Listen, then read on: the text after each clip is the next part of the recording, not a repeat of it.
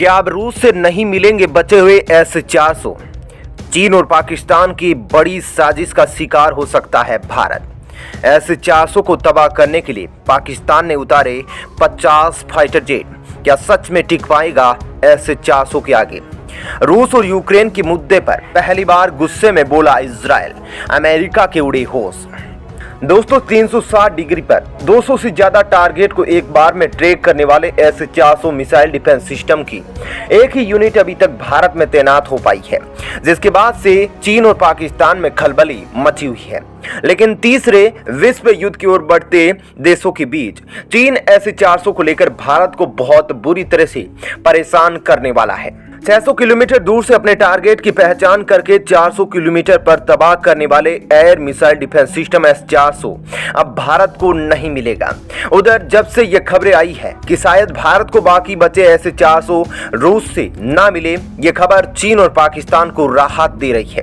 आपको बता दें 2018 में करीब 40,000 करोड़ रुपए में S-400 की 5 यूनिट की रूस से डील हुई थी और अभी तक केवल एक ही यूनिट भारत को रूस ने सप्लाई की है।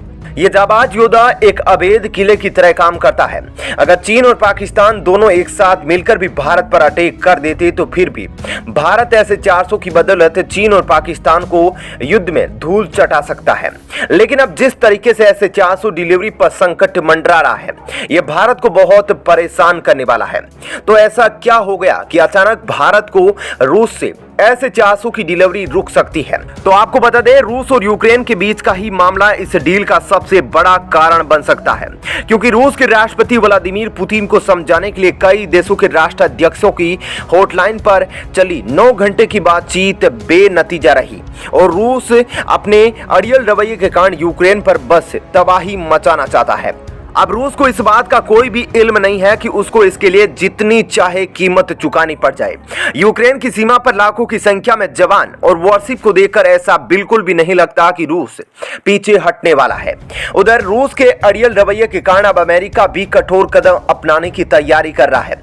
दरअसल अमेरिका का कहना है कि अगर रूस ने यूक्रेन पर कोई भी हमला किया तो रूस के एक एक नेताओं पर कड़े प्रतिबंध लगाए जाएंगे।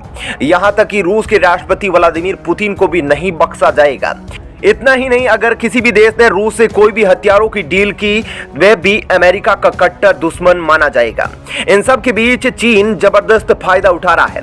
चीन चाहता है कि पश्चिमी देशों से रूस पर कड़े प्रतिबंध लगाए जाए, जिससे भारत रूस से कोई भी हथियार ना खरीद सके। यह तो पूरी तरीके से तय हो चुका है कि रूस यूक्रेन पर हमला करता है तो रूस पर कड़े प्रतिबंध तो लगना लगभग तय है। तो ऐसे में अगर रूस के ऊपर अमेरिका के द्वारा प्रतिबंध लगाए जाएंगे तो इसके बावजूद भी क्या भारत रूस से S-400 की डिलीवरी लेता रहेगा? अगर भारत रूस से अपने सैन्य हथियारों की डील जारी रखता है तो भारत पूरे यूरोप से दुश्मनी को मोल ले लेगा, साथ ही अमेरिका भी भारत का कट्टर दुश्मन हो जाएगा। इन सब के बीच आप सोच रहे होंगे कि भारत का अमेरिका कट्टर दुश्मन होगा तो रूस भारत का दोस्त बनेगा, लेकिन ऐसा बिल्कुल भी नहीं होने वाला है, क्योंकि चीन पहले ही रूस को अपनी ओर झुका चुका है और जब रूस पर कड़े प्रतिबंध लगेंगे तो रूस की इकोनॉमी को चाइना ही ऑपरेट करेगा, क्योंकि चाइना पहले अमेरिका को अपना कट्टर दुश्मन मानता है और अमेरिका के विरुद्ध ही जाकर सारे कार्यों को अंजाम देता है। इसलिए चाइना रूस के हथियारों की खरीदारी करता है।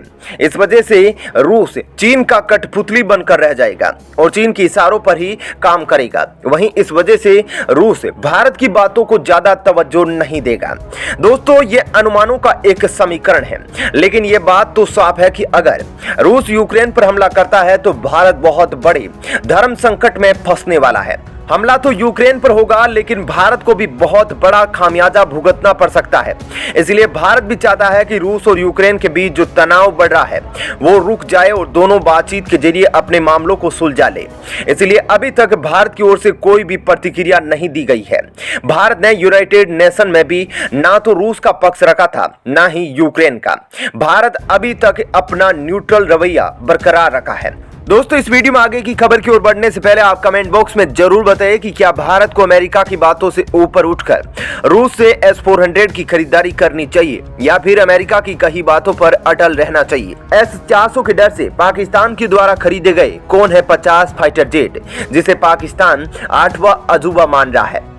दोस्तों, जब से भारत ने पाकिस्तान से सटे इलाकों में S-400 की एक यूनिट को तैनात किया है, तब से ही पाकिस्तान जबरदस्त दहशत में है। S-400 की तैनाती के बाद बौखलाए पाकिस्तान एक नई तैयारी को अंजाम दे रहा है। पाकिस्तान भारत के S-400 से बचने के लिए JF-17 की 50 यूनिट की तैनाती कर रहा है। JF यानी कि ज्वाइंट फाइटर जेट, जो कि चीन और पाकिस्तान के द्वारा मिलकर बनाया गया है और इसमें उपयोग किया जाने वाला रडार दूसरे देशों की टेक्नोलॉजी को चुराकर निर्मित किया गया है। अब इसको पाकिस्तान कह रहा है कि आसानी से भारत के S-400 का मुकाबला कर सकता है। 4 किलोमीटर से 400 किलोमीटर के दायरे में सुपरसोनिक स्पीड से आने वाले किसी भी फाइटर जेट, मिसाइल और यहां तक के छोटे ड्रोन को भी तबाह करने वाला S-400 के आगे पाकिस्तान का JF-17 उसी तरीके से लग रहा है जैसे किसी शेर के आगे लकड़ी की तलवार को लेकर आना, क्योंकि S-400 के रडार से सुपर स्टेल्थ फाइटर जेट भी नाकाम साबित हो जाते हैं। तो यहाँ तो JF-17 एक सामान्य श्रेणी का फाइटर जेट है। JF-17 S-400 के आगे कितना टिक सकता है, आप इसी बात से अंदाजा लगा सकते हैं कि JF-17 का इंजन अमेरिकी है, रडार इजरायली है और इसके कई पुर्जे दूसरे देशों से खरीदे गए हैं। दुनिया का सबसे खतरनाक माना जाने वाला अमेरिका का F-35 भी S-400 के आगे फीका पड़ जाता है। तो अब पाकिस्तान JF-17 को लेकर दिन में सपने देख रहा है। दोस्तों, आइए अब आपको बताते हैं इजराइल ने क्या कहा है जिससे दुनिया में खलबली मच गई है। दरअसल रूस और यूक्रेन के बीच पहली बार इजराइल का बड़ा बयान आया है और यह बयान कई बातों की ओर इशारा कर रहा है। जर्मनी के एक इंटेलिजेंस विभाग ने पहले ही खुलासा किया था कि 18 फरवरी के पहले रूस यूक्रेन पर कोई बड़ा अटैक कर सकता है। अब इजराइल की तरफ से जो बयान आया है उससे यह पूरी तरीके से साफ हो गया है कि स्थिति अपने आप में बिल्कुल भयानक हो गई है, क्योंकि अभी तक इजराइल ने रूस और यूक्रेन के मामले के बीच चुप्पी साध रखी थी। उसकी ओर से कोई भी बयान नहीं आया था, ना ही यूक्रेन में रह रहे अपने नागरिकों को लेकर प्रतिक्रिया दी थी। उधर पहले ही अमेरिका, ब्रिटेन, ऑस्ट्रेलिया अपने दूतावास सहित अपने नागरिकों को यूक्रेन से निकालने की कवायद शुरू कर दिए हैं। अब इजराइल ने भी 15 फरवरी तक अपने नागरिकों को जल्द से जल्द यूक्रेन छोड़ने का आदेश दिया है।